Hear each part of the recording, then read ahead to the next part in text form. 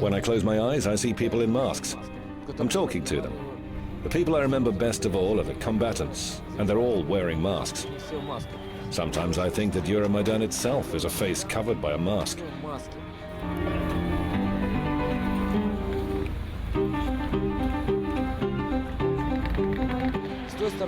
There are people in masks on both sides of the barricades. And you know, sometimes it feels as if all of Ukraine is now masked.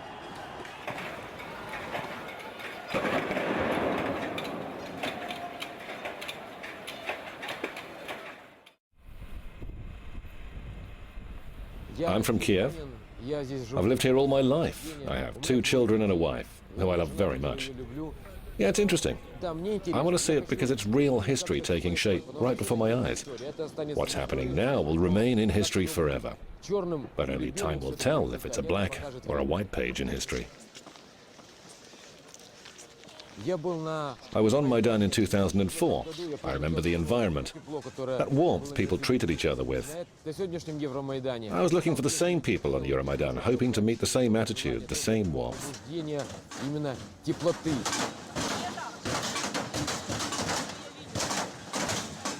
But for some reason, it turned out that people are getting ready to fight.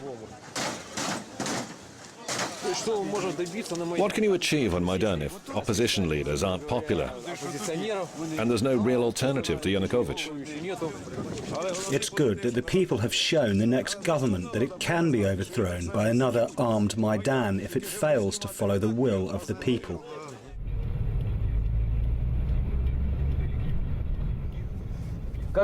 Why do you think Ukraine's in the situation that it is? Why? A group of people who wanted to become part of Europe gathered here. They were beaten by the members of the Berkut Special Police Unit, and it led to an uprising. Some people fought for an idea and others for money. I doubt anyone would stay outside in such freezing cold for nothing. Protesting is all fine, but you have to feed your family somehow. You have to work. In Ukraine, just like in any other country, hard cash will defeat evil.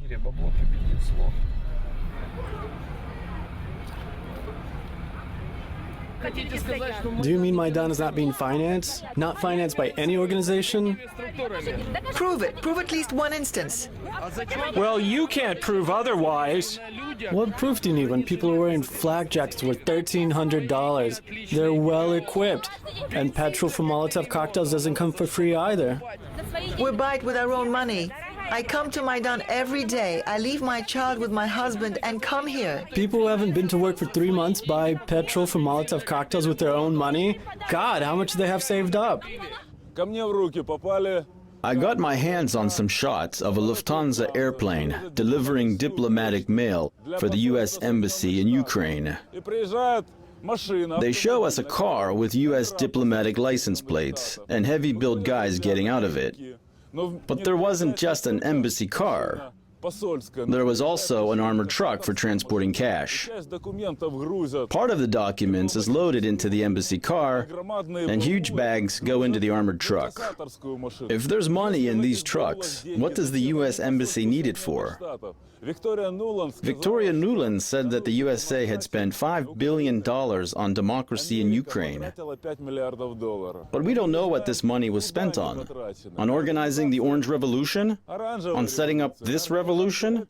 On concocting Molotov cocktails? Or on some anti-AIDS programs? Maidan needs money. It's a huge enterprise where you have to pay for food, heating, propaganda materials, and so on. Look at the combatants' equipment. They all have bats. They're all wearing uniforms. Maidan's members are constantly changing. You'll see different people on different days.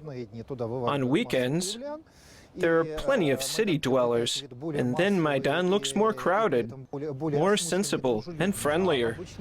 But on weekdays, there are Maidan protesters for hire from Galiciana and even straight-up homeless tramps.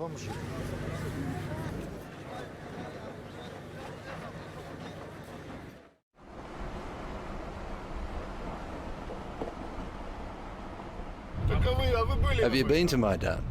You know what we call them? Wild people. Do you think they're doing it for free? It's all for money. And who do you think's paying them? The USA. These people go to Maidan as if they were going to work. From Lvov, Ivano-Frankivsk, Volyn and Lutsk. All these towns.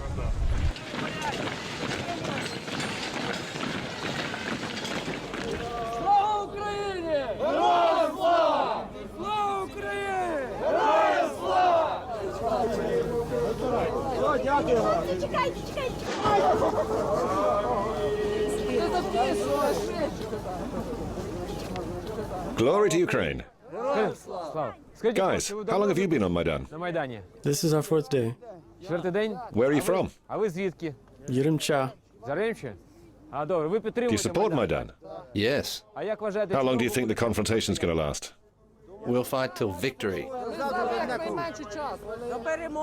Till victory.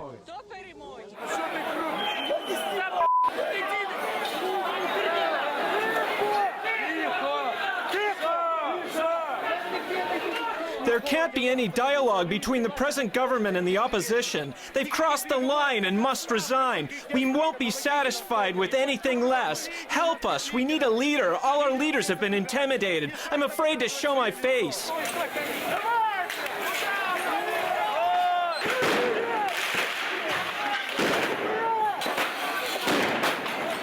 There was one American journalist I saw on TV openly explaining just how exactly Maidan activists should take over buildings and what sort of strategies they should adopt. Occupation is not a rally. Occupation is not a march. Occupation is way more than that. You can have many marches every day, nothing happened. But when you do occupation, revolution starts. Every occupation, in order to survive and to be successful, it has to generalize itself. Every occupation that contained itself in its own barricades died. You call it occupation, but this word is not being used here in Ukraine. Nobody calls it occupation here. It doesn't matter. In essence, it is occupying a space. People are occupying a space, and they are saying that we, not the government, are the ruler of this space. All the organizers of the color revolutions that I know have been to Ukraine. How can we go on saying that these protests are peaceful? I visit hospitals and see members from special force units with burns and broken limbs. These guys talk about how they were standing on Khrushchevsky Street and people were throwing bags filled with petrol at them. They created some special mixtures that are impossible to extinguish.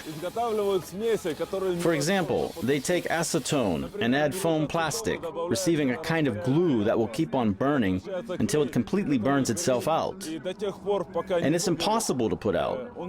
These new technologies are being tested on people. And they are real people, just like those on the other side of the barricades, the very same Ukrainian guys.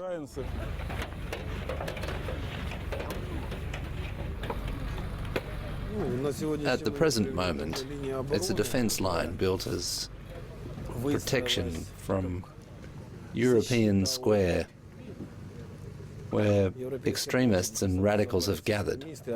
You can see a banner saying, "Remember, they're waiting for you at home." This is to say, you stay here, but remember when you come back, we'll find you. These are the usual threats we get from the other side. On the houses where members of special forces live, they paint, "You're dead," or "We'll hang you and kill all your family one by one." It's not our people standing there. The first line that's resting in tents now will come out a bit later. They came in the morning and built barricades. We don't touch them. They also brought out crosses. Orthodox or Catholic? Catholic, right? So they fortified the barricades, and then the first missile from the other side came at us, then the second, and then fire bombs. And the war went on until the morning.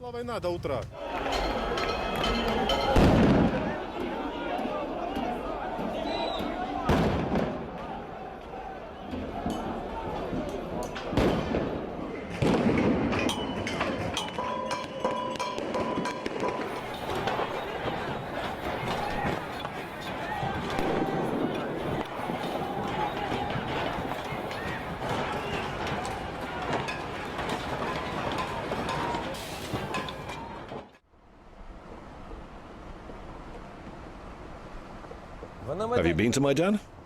When I pass by it, I might stop and have a look, but it's absolutely pointless, meaningless. And it will get worse. That's what I think. I know the protesters receive $25 a day. My 18-year-old son went to Maidan in its early days and got paid for it, although it was never really peaceful.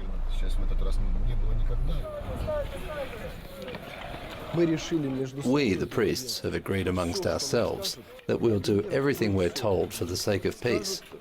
If they tell us to lie down, we'll lie down. To jump, we'll jump. To stand, we'll stand. Just so that we have peace. What's terrifying is that people are longing for war, not for peace. They have a sick need for war. It's not healthy.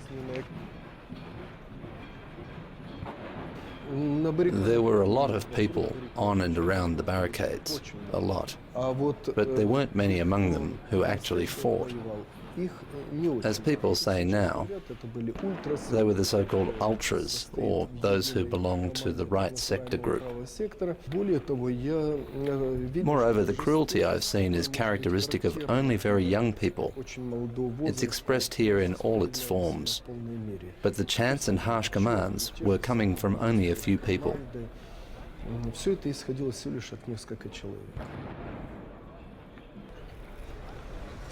Save him, Lord. Give him strength and wisdom. Stand up. Carry your burden.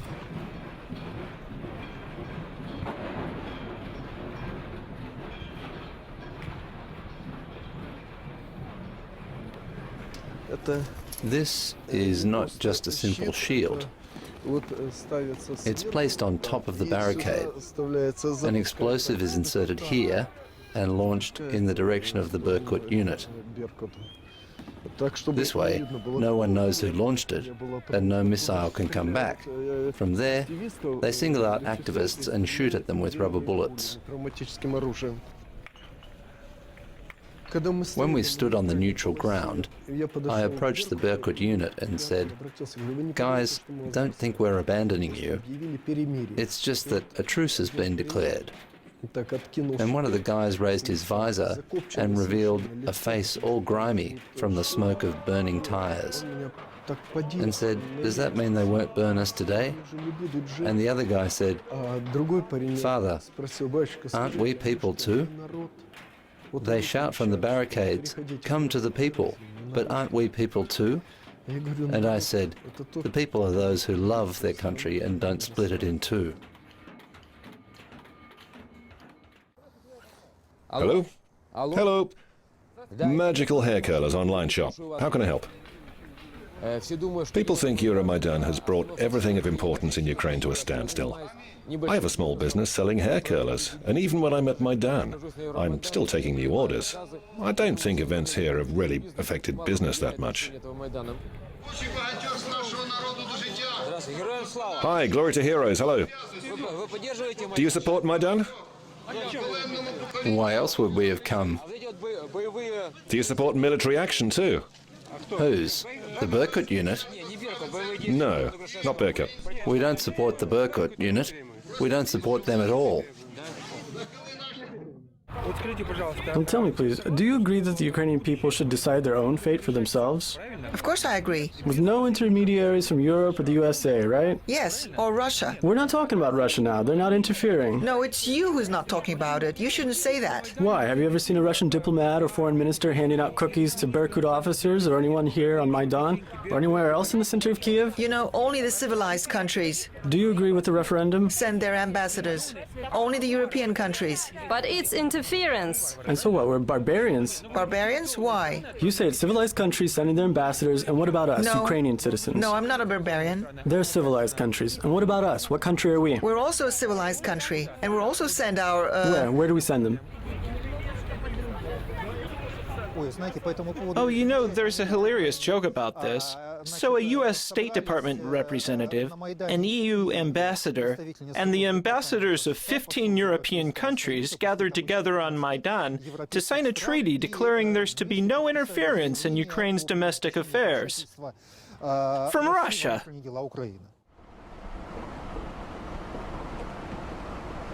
You don't have to be particularly clever to grasp how relationships with Ukraine work.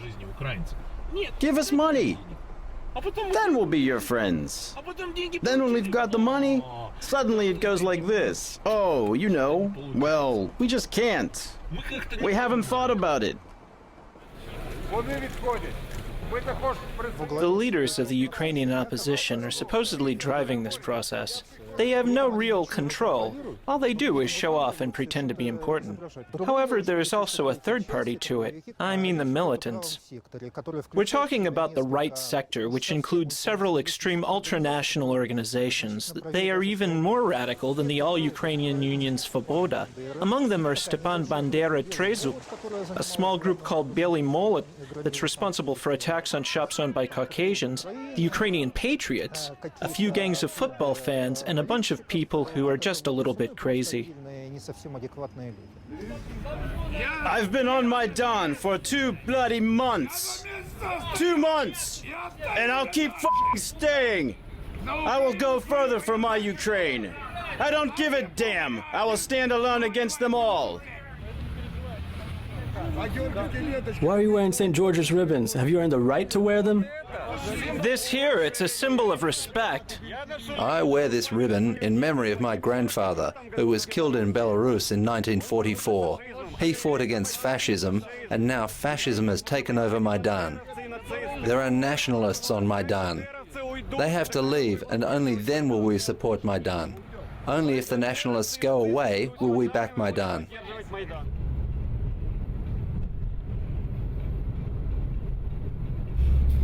I'm 31. I haven't voted once in my life. Sometimes I watch the news, but I don't care if they're white, red, or blue. They're all the same to me. I ain't got time for politics.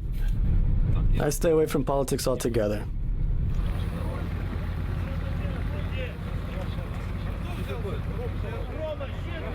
I'm a people's deputy from the opposition. My name is Andrei Shevchenko. I represent the Batkivshina party, and our goal is to achieve peace.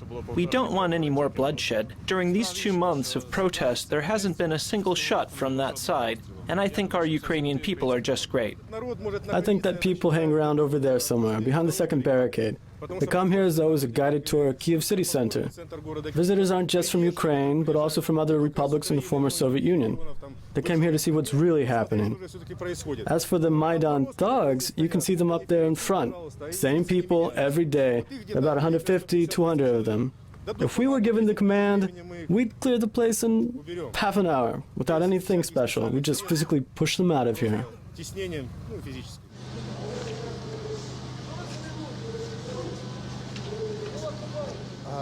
As for people in masks, there are about 300, maybe 500 of them at most on Maidan. But we have to keep in mind that only last summer, and only in Ukraine, no fewer than 800 people were trained in special camps with a particular ideological program, and as far as I know, there are other camps like that abroad, for example, inside the Baltic states. These guys underwent special ideological training in the spirit of radical Ukrainian nationalism. They were also taught urban conflict and police confrontation tactics, hand-to-hand combat, knife fighting, and even shooting.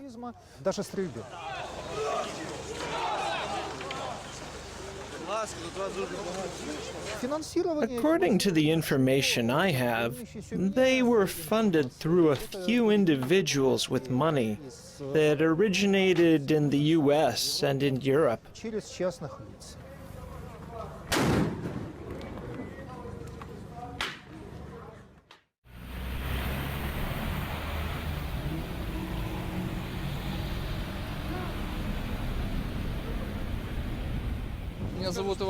My name is Ivan Pertsenko. I organize support for the guys in the special force units, like Berkut, Bars, and Tiger, for all the guys who are defending peace in our capital. What we buy for them is mostly vitamins and warm clothes. We buy the stuff every day. This is what they asked for. 20-meter extension cords. They use them for heaters, and of course they'll need splitter boxes. What else? Drinking water, as usual. Here we've got biscuits, and it's all packed up. Condensed milk. It's healthy and calorie-rich. Money's being transferred to a bank card, and people from all over Ukraine are chipping in. Now, we're also getting donations from Russia. Novosibirsk, Moscow, St. Petersburg, and Ekaterinburg give the strongest support. I've also received money donations from Malta, Paris, London, New York, and Los Angeles. The people coming here are just ordinary citizens. We're against extremism and fascism. They're against nationalist flags and marches. They used to be afraid something was holding them back, but now they're openly shouting, "Glory to Ukraine, death to our enemies." And this is the point where you should think about what it might lead to. It's not a peaceful protest anymore. It's war.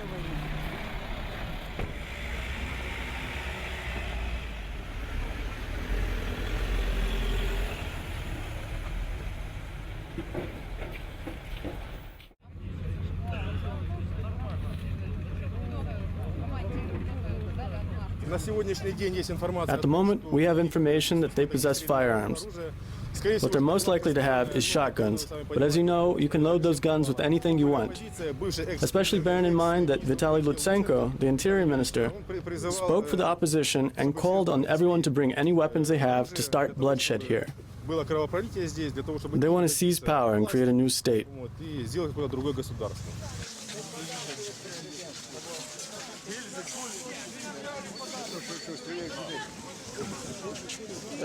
Was that found on Maidan? On Grushevsky Street. Grushevsky Street? And this in Ukrainian house. Uh-huh. Give me a bullet. What for? I'll give it back to him. To whom? The one who fired it. So he can go on shooting at me? No, I'll kill him. Maidan needs blood and victims. 2 people whose bodies were found on Maidan had been killed with shotguns, sporting guns. One was killed with case shot, and the other with a bullet. Unfortunately, the people who brought the bodies refused to cooperate with the investigators. I have absolutely no doubt that these guys were killed by the opposition. The presence of victims allowed Maidan to live on and attract new followers.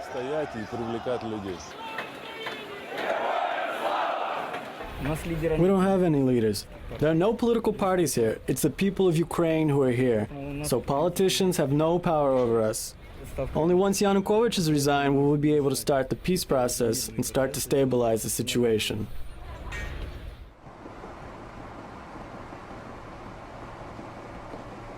Were you at Maidan? Let's use logic. What is there to do if money's not involved? What, fight for an idea? Okay, so there may be about 1,000 people here for ideological reasons. But what's 1,000? Nothing. People were used like a condom and tossed away. That's an independent Ukraine for you.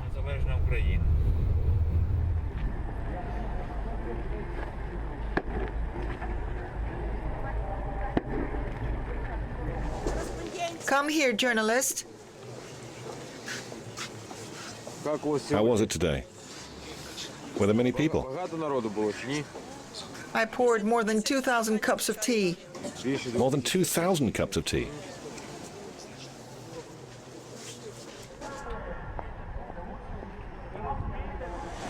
You're a doctor. Are you neutral, or do you support one side over the other? I'll tell you something. If burning gas hits a Berkut member and he's in flames and I happen to be nearby, I won't stop for a second to think about who it is. It's a human being burning. That's all that matters. Of course I'd run in to help him. Tolerance and loyalty have always been characteristics of Ukraine. But now, I don't know where this road will lead.